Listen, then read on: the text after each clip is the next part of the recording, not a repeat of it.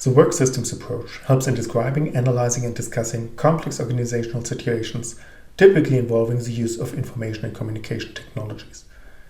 As such, the work system approach and work system theory are an interesting theoretical lens to use when analyzing the management of digital transformation processes.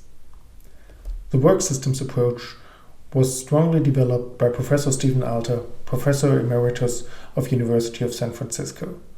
In a podcast with Professor Stefan Strecker from Fernuniversität Hagen, he described the origin and the key concepts in work system theory. So I recommend that you listen to this podcast, which is available on the website you see in the sources, or on iTunes, Google Podcast, and Spotify. Build your own perspective on how Stephen and Stefan discuss work system theory over about 1 hour and 40 minutes in this podcast. The Perspektiven podcast by Stefan Strecker is normally in German, but here in this interview they discuss in English. Work system theory builds on a series of key concepts and frameworks. Let's consider some of them. First, if we talk about work systems, the question is, what is work? Well, work is, in an organizational setting, the use of human, informational, physical, and other resources to produce products and/or services. This is the definition of work following Stephen Alter as he published it in the year 2013. Building on this, a work system is a system in which human participants and/or machines perform work, this is processes and activities, using information, technology, and other resources to produce products and services for internal and/or for external customers. As such, work systems are socio-technical systems by default, although the definition also encompasses totally automated work systems with no human participants. What you see on the right-hand side of the slide is the work system framework with 9 elements. On top in dark blue you have the customers. Below that the products and services, and as we've seen in the definition of a work system, these products and services are produced for internal or for external customers. So you have these 2 different customer roles up there. And to produce these products and/or services, work is performed, meaning processes and activities are performed. And they are performed by participants, information, and/or technologies. You see with these small arrows the main interactions, that the participants, information, and technologies work in the processes and activities, that from these processes and activities products and services arise, and that these are provided to internal or external customers. Besides that, there are more other interactions. Participants might interact with information might be stored in technologies, and so on. So there are further interactions, but these arrows denote the most important ones. And the blue triangle, is embedded in an environment, in the strategies of, for example, the surrounding organization, and building on an infrastructure.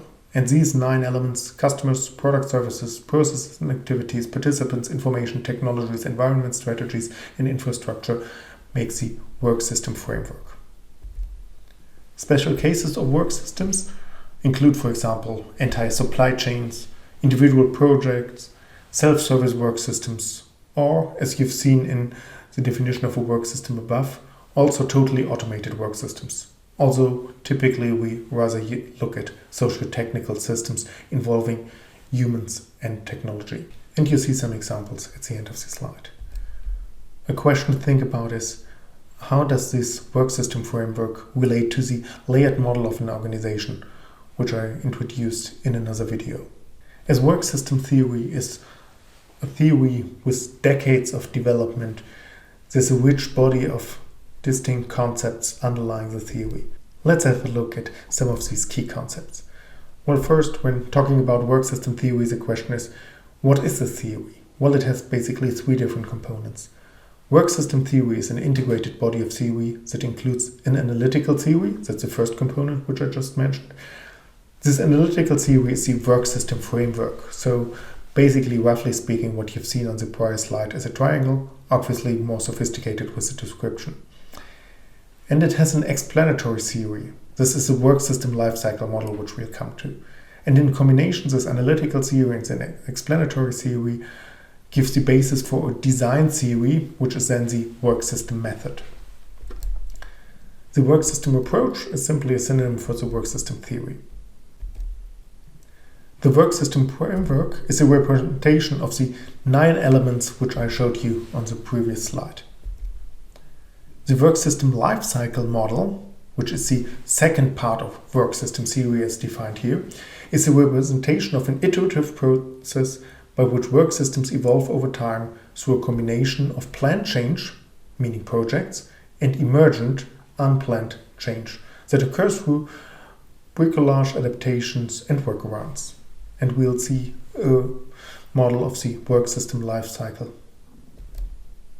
The work system method, which is then the combination of the framework and the lifecycle model as the basis of a design theory. The work system method is systems analysis and design method based on analyzing the as-is work system, the status quo of a work system, and designing an improved version, the so-called to-be work system, the aspired future state. And the work system method is the design method to come from the as-is to the to-be method, the to-be work system. Work system snapshot is a basic tool used in the work system method.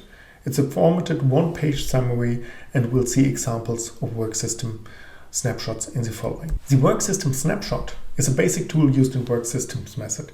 It's a formatted one-page summary of a work system with the 6 key elements. So thinking about this triangular framework which I showed you, the 6 elements which are depicted in blue there, the core, not the environment, strategies and infrastructure, but the other 6 elements. And it's on one page to give a quick overview, like you see it in other tools when you have a canvas, like the business model canvases like. The work system principles are then general principles that should apply to all work systems. The work system design space is a set of design spaces based on work system framework. And the work system's meta model is a conceptual model identifying entity types and relationships that can be used to describe a work system. You see many different abstract models, frameworks, types of theories and so on, which all jointly makes a work system theory or work system approach. Let's have a little closer look at the work system lifecycle model, the representation of the iterative process to develop and redesign a work system. Well, let's start with the initiation.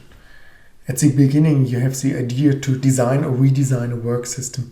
There might be unanticipated opportunities which trigger the initiation of work system design.